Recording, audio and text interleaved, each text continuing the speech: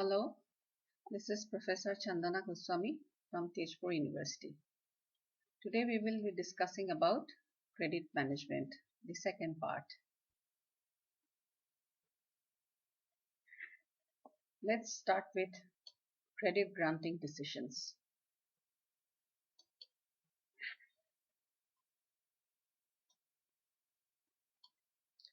So we have a scenario here where the company is selling at a price of 1,200. Cost of production is 800 per unit. And you have a customer who is coming in and asking him for credit.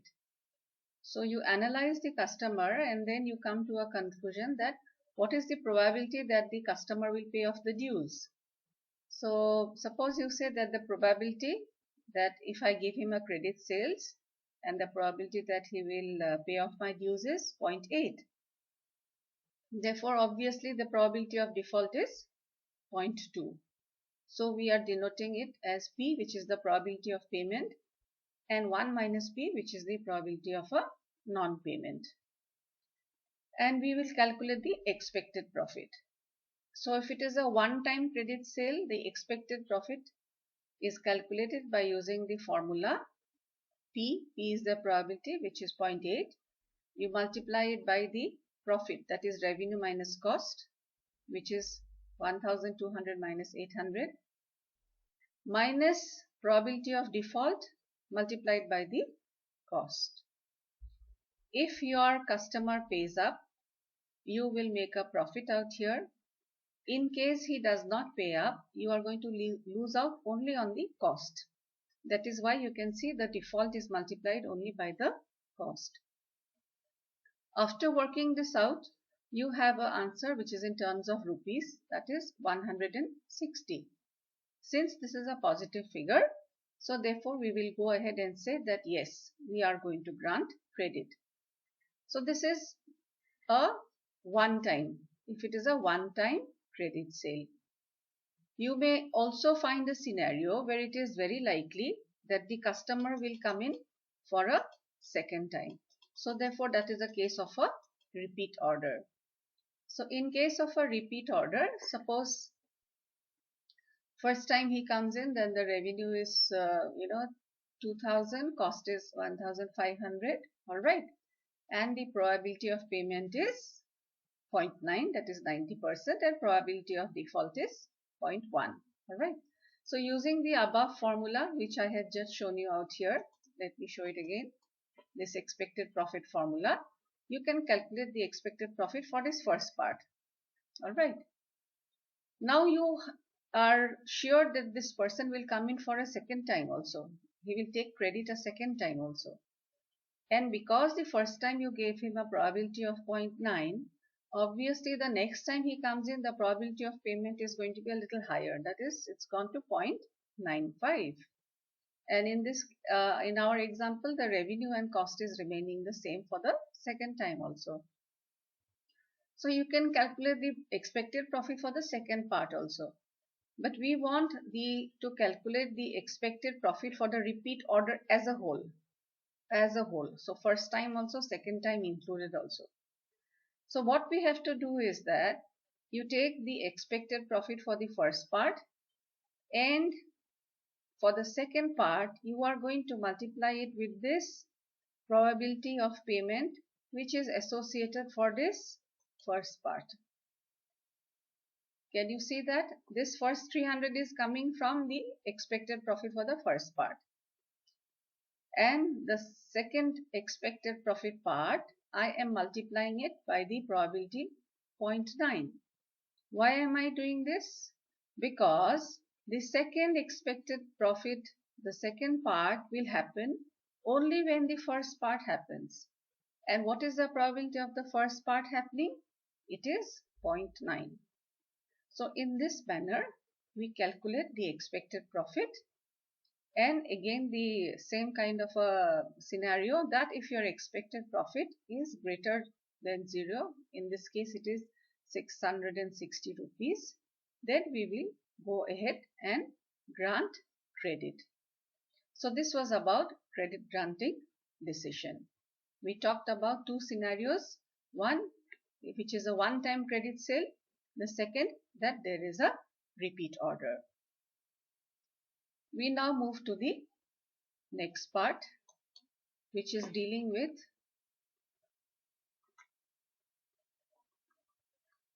management of accounts receivable. There are different techniques. One is the daily sales outstanding, second is the aging schedule, and third is the collection matrix. So we are going to discuss daily sales outstanding, the DSO.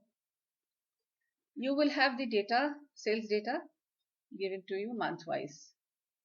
You also have the receivables data given to you. So this sales 210 is end of January. This receivables 400 is end of January. In case you are wondering, how come when sales is 210, how come you are having 400 million rupees as receivables? It is because this receivables is accumulated. This is coming from the previous year, December also, November also, maybe October also. So you have these figures, sales figures in rupees given out here. Receivables also, the amount is given here in rupees. And how do we calculate the DSO? DSO can be calculated quarter wise or maybe half yearly also if you wish. In any case, the formula is going to be the same. Here we are saying DSO at time t. Alright, so suppose for time t, because we are taking a quarterly one, so we will say accounts receivable at time t and we will take the average daily sales for the first quarter, which ends in March. So how much is the accounts receivable? It is 350. Alright. And we need to calculate the average daily sales. I have calculated the average daily sales here for these 3 months. So I have taken January, February and March figure and I have divided by 90. So this is the average daily sales. Our DSO for the first quarter is going to be this 350 divided by this 8.33 and I get this number 42, which is number of days. Similarly, I can do it for the other 3 quarters also. Okay. Now what do we do with this number of days that we have, DSO? We are going to compare it with some norms. This DSO tells me that at any point of time, how much of accounts receivable is yet to come in. So what is the number of days of sales which are yet to come in? Obviously, lower the number of days, the better it is for us. So here we can see in the first quarter it was 42, then it increased to 50, again came down to 43 and again it was 42 in the last quarter. Our job is to keep this at a lower level. And in case, and whether we are doing a good job or not, you have to compare it with some norms. So each company will have some norms against which this comparison has to be made. One comparison you can do is that if you are giving a credit period of 45 days, alright, then a 42 days DSO is good. People are, that means, paying off before the 45th day. And a DSO of 50 means that people have exceeded that 45 days credit period which you had given. So this is just an example of a norm against which you will compare your DSO. Let us now move to the aging schedule. What is done here is the accounts receivable at any given point of time is classified into different age brackets. So we want to know how old it is. So we check on our receivables and then we classify them into different age groups. So the first age group, that is within 1 month. How much of our receivables is less than 30 days old? So we say it is 43 out here, 43% of our receivables. Then 31 to 60 days, that means 2 months old. We have 40% of our receivables here.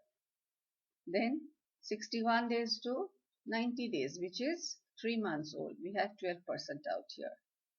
And greater than 90, greater than 3 months, you have 5% out here. If you look at this data, you can see that 83% of your receivables are less than 60 days old. And 17% of your receivables are greater than 60 days.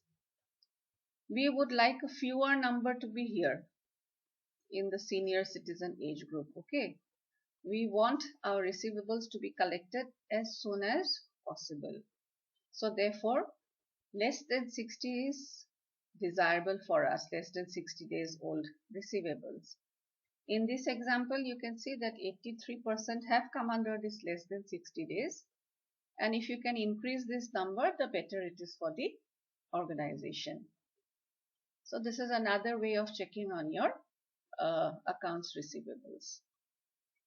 Then let's have a look at what is known as the collection matrix. So in this collection matrix,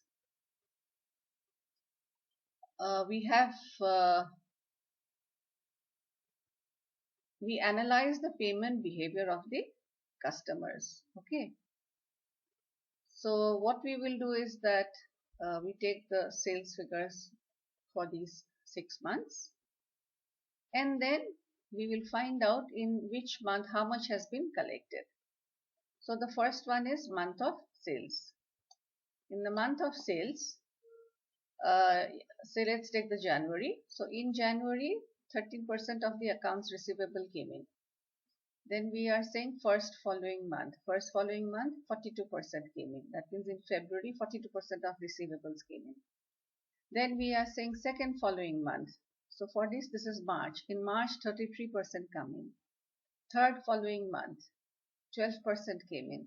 All right. So the sooner it comes in, the better it is for us. Then like that, you can put in the data as available. Can you see that in April, May, June, it went to the fourth following month. So if this is the month of sales, April, then this is May, June, July, August. So sales happening in April, finally you could recover everything in the month of August. We don't want that. We want our receivables to come in as soon as possible.